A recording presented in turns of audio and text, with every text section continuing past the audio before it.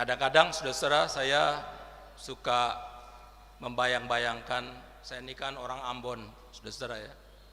Meskipun saya lahir besar di Jakarta, saya orang Ambon. Dan orang itu saudara-saudara jadi orang Ambon itu susah loh. Karena semua orang selalu nganggap orang Ambon tuh pasti suaranya bagus kayak Pak Buce tadi. Saya selalu tekanan batin loh. Tekanan batin sekali. Ayo, Anda kan Ambon, suaranya bagus. Kalau suara saya kayak Pak Buce, istri saya mau tidur, saya nyanyiin, saudara-saudara. Biar dia tidur dengan tenang dan mimpinya ketemu saya. Tapi kalau saya nyanyi di kamar mandi, itu anak saya selalu teriak, "Papa, yes, suaramu bagus, terima kasih, tapi lebih bagus lagi jangan nyanyi.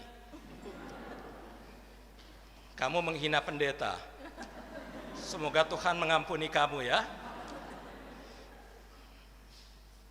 Jadi suara saya ini aduh, jadi saya bayangkan yang jadi istrinya Pak Buce itu bahagianya suaminya nyanyi gitu ya.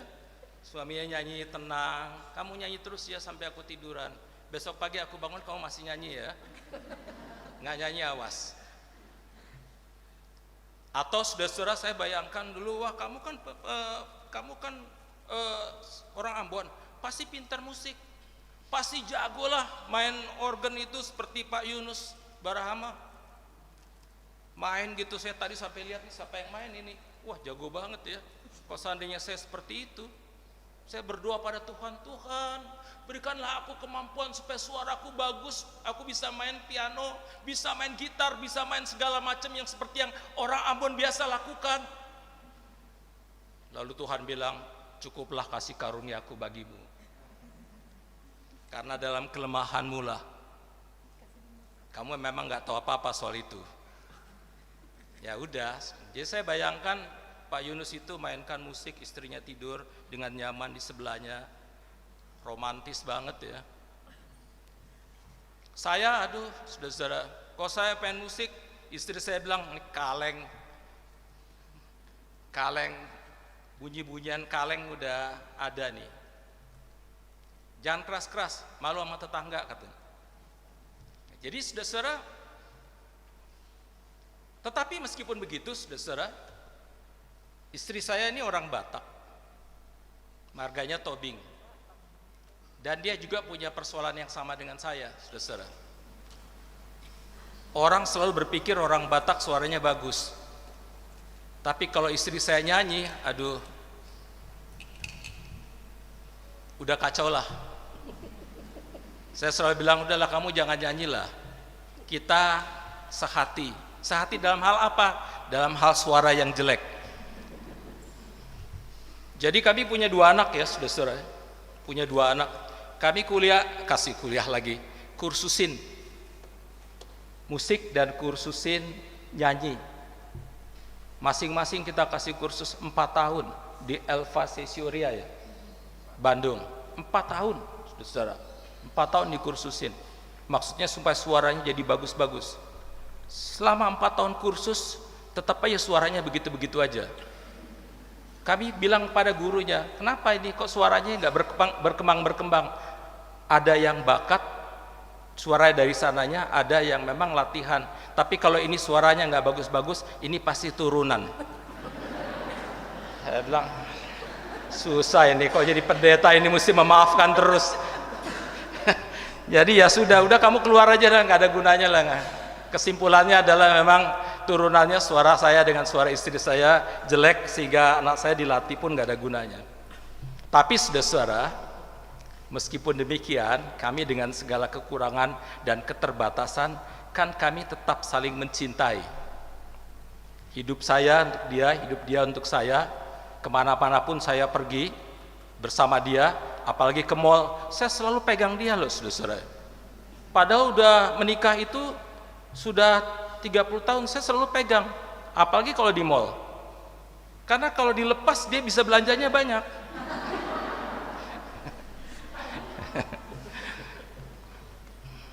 Sama kalau kita ke toko buku ya saudara-saudara. Kalau kami ke toko buku, istri saya yang selalu pegang saya.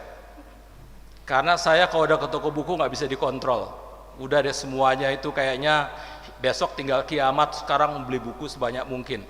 Jadi saudara-saudara, meskipun demikian kami saling mencintai. Ya.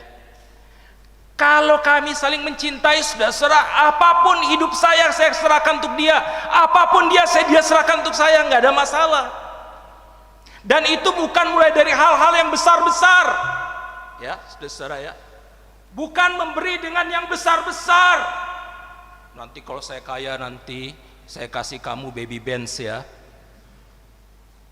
Janji yang besar muluk-muluk, sampai istrinya bilang, dari dulu kamu janjain baby Benz melulu, baby Benz melulu. Yang ada babynya nggak pakai Benznya. Penuh dengan janji, nggak usah janji-janji dari hal-hal kecil, saudara-saudara, kecil.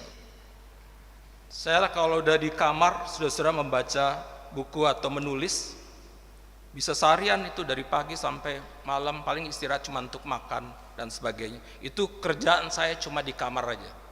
Saya orang rumahan yang jarang keluar. Itu istri saya nggak usah diminta, dia langsung bikinin kopi susu kesukaan saya, lebih enak dari Starbucks, saudara. Karena gratis kan. Jadi aduh nikmatnya, makasih istriku. Tapi sebaliknya saudara-saudara, kalau dia lagi sibuk segala macam, pada saat terutama pekerja di rumah nggak ada, saya lihat itu piring, gelas banyak yang kotor, nggak usah kamu yang cuci, saya aja yang cuci. Saya cuci piring, cuci gelas. Nah celakanya ini, dalam tanda kutip celaka ya saudara-saudara, ini lagi COVID gini, istri saya ini kreatif banget, suka masak kue, kemudian ditaruh di media sosial itu, IG, Instagram, dia taruh ini, dia masak kue, dan yang laku banyak, yang pesen banyak. Kadang-kadang saya pendeta merangkap Gojek. Ini, aduh saya bilang, kamu ini dulu waktu kecil, bapak saya meninggal pada saya usia 11 tahun.